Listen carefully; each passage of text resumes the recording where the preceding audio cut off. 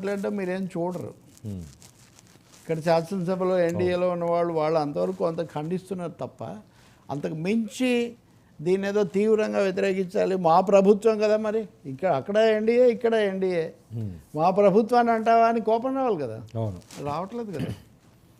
సరే, అసెంబ్లీ జరుగుతున్న తీరు ఆంధ్రప్రదేశ్ ఇంకేముంది, ఇంకా వన్ సైడేనా? వన్ సైడే కదా, వన్ కూటమి. వాళ్ళ బిల్లు పెట్టుకుంటే వరుసగా వాళ్ళు ఆమోదించుకుంటారు. అవకాశం వాళ్ళే కల్పిస్తారు. ఇప్పుడు అది కూడా ఒక పద్ధతి. ఎందుకంటే ప్రత్యర్థులు లేనప్పుడు ప్రత్యర్థి ఉంటే ఎదుర్కొంటే వాళ్ళని కాస్త తొక్కి పడితే అది వేరే కనిపిస్తుంది. అవును, అందుకే కదా రఘురామకృష్ణరాజు అన్నది మజా ఏముంటుంది ప్రతిపక్షం లేకపోతే అని. ప్రశ్నించేవాడు లేదు, విమర్శించేవాడు లేదు, ఉన్నవాళ్ళు అదే మాట్లాడుతున్నారు. ఈ మొదటి దఫా అయితే ఇలా అయిపోతుంది. బిల్లుల ఆమోదం అంటారా, ఓకే, వీటిని వైసీపీ తప్ప అందరూ ఆమోదిస్తారు. ఇప్పుడు ఆమోదించిన 2 బిల్లులను ఎన్టీఆర్ పేరు తీసేయడం చాలా అన్యాయం అండి, అనవసరం. ఇవన్నీ స్వయంకృత అపరాధాలే. అవును, ఇప్పుడు ఎన్టీ రామారావు ఏం చేశాడండి, హెల్త్ యూనివర్సిటీ ఏం చేసింది, జగన్మోహన్ రెడ్డికి 2023లో అంటే అధికారానికి వచ్చాక 4 ఏళ్లకు పని కట్టుకొని దాని పేరు మార్చాల్సిన అవసరం ఏమొచ్చింది. ఇవన్నీ ఆయన చేసిన కొన్ని తీవ్రమైన అనవసరమైన తప్పిదాలు ఇవి. ఆ యూనివర్సిటీ హెల్త్కి ఒకటి పెట్టాలన్న కాన్సెప్టే ఎన్టీఆర్ది. ఎన్టీఆర్ యూనివర్సిటీ పేరును వాళ్ళ నాన్న రాజశేఖర రెడ్డి కూడా డాక్టర్ ఎన్టీఆర్ అని ఇంకా దానికి డాక్టర్ కూడా కలిపి సవరించారే. అలాంటి దాన్ని తీసుకొని వచ్చి దానికి రాజశేఖర రెడ్డి పేరు పెట్టి అదో కాంట్రవర్సీ చేశారు అప్పుడు అనవసరంగా.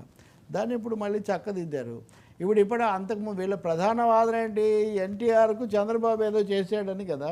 అవును, ఇప్పుడు మీరు చేసి ఇప్పుడు దాన్ని చక్కదిద్దే ఒక అవకాశం మీరు మంచి చంద్రబాబు నాయుడుకు మీరు ఇచ్చారు. వాస్తవంగా చెప్పాలంటే మీరు రాజకీయంగా అంటే తర్క విరుద్ధమైన అనవసరమైన ఎప్పుడు ఏదో ఒక వృధా వివాదం వల్ల వచ్చిన ధోరణిది.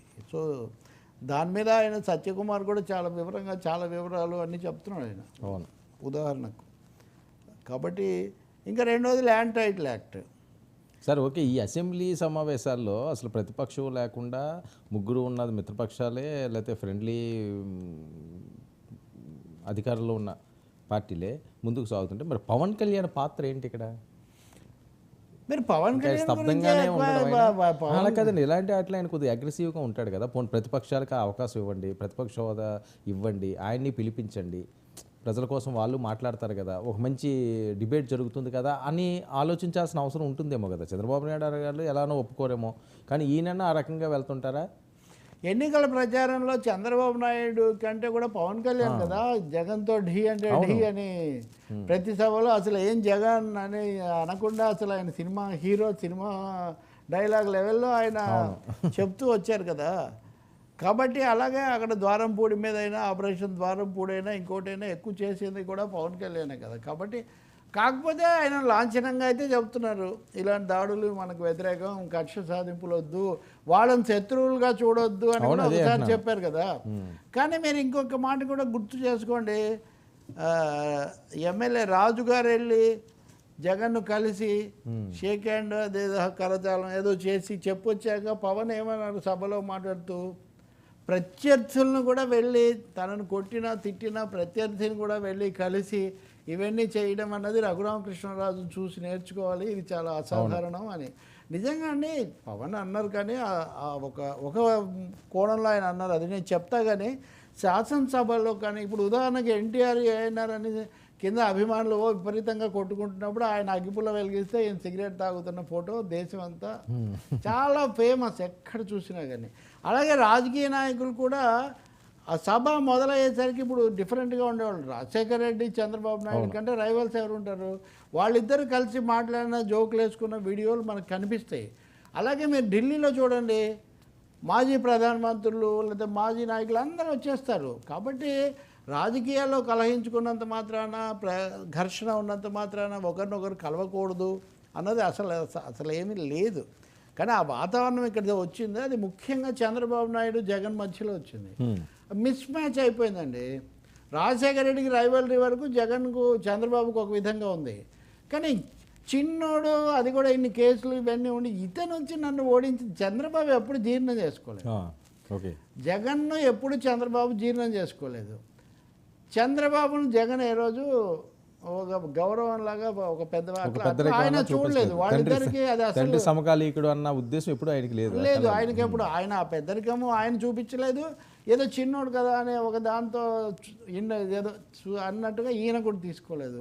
నాకు బాగా గుర్తుంది, నేను మళ్ళీ మళ్ళీ చెప్పను, కానీ ఒక్కొక్కసారి ఆయన పుట్టినరోజనో ఈయన పుట్టినరోజనో ఒకరికొకరు కొంచెం జెస్చర్స్ ఇవ్వడానికి ప్రయత్నించినప్పుడు కూడా రెండో వాళ్ళు పెద్ద స్పందన చూపించలేదు.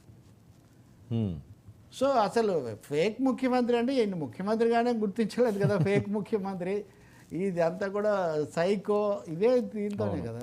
ఇప్పుడు ఎప్పుడు వైఎస్ఆర్ చంద్రబాబును అలా అనలేదు, బాబు అలా అనలేదు, లేకపోతే రాజకీయాలు తీవ్రంగా కొట్టుకున్న రోజున కూడా అలా జరగలేదు. సో ఇక్కడ విద్వేషం అన్నది పరస్పర ద్వేషం పరాకాష్ఠకు చేరింది. పవన్ కళ్యాణ్ అలా మాట్లాడట్లేదు, కానీ ఆయన కూడా ఇంకా పూర్తిగా జగన్ ఆయన వెళ్ళి ఇప్పుడు రాజులాగా కలిసే అవకాశం అయితే లేదు. సభ మొదలైన రోజు కూడా మీరు ఆ వాతావరణం చూడలేదు కదా. ఈయన అవకాశం ఇవ్వలేదు కదా జగన్మోహన్ రెడ్డి గారు కూడా ఎవరికైనా. ఇప్పుడు మరి అది అంత మనం ఒకటిగా మనం చెప్పలేదు, ఎందుకంటే ఆయన అందరికీ నమస్కారం పెట్టుకుంటూనే పోయాడు. ఇప్పుడు ఆయన సంబంధిస్తే మరి వెంటనే మీరు ట్రోలర్స్ని గుర్తుపెట్టుకోండి. మీరు ఇక్కడ మధ్యస్థంగా లేదా వాస్తవికంగా చెప్పే అవకాశం తెలుగు సమాజంలో అది తీశారు వీళ్ళు.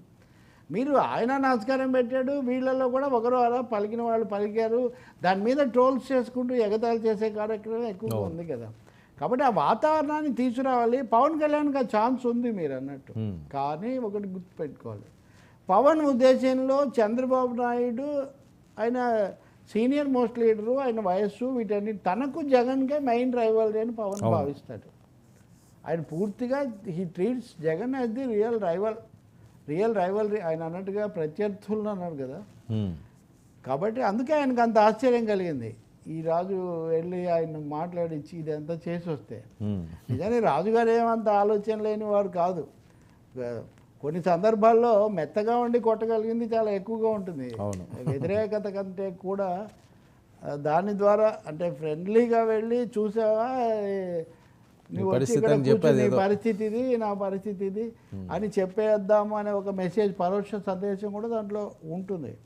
మరి ఆ పరిస్థితి వస్తుందా పవన్ కళ్యాణ్ లేకపోతే ఇంకోరు ఇక్కడ వ్యక్తులు వ్యక్తిగతంగా వాళ్ళు నవ్వారా, వాళ్ళు చేతులు వేసుకున్నారా, అదేం మనకు పెద్ద ఇంపార్టెంట్ కాదండి. వాళ్ళు బిజినెస్ అంటే బిజినెస్ ఆఫ్ ది హౌస్ సక్రమంగా జరగడానికి, చర్చలు జరగడానికి కలిసి పనిచేస్తారా లేదా అనేదే కీలకం. ఓకే సార్, ఈ ల్యాండ్ టైటిలింగ్ చట్టంపై అసెంబ్లీలో చర్చ.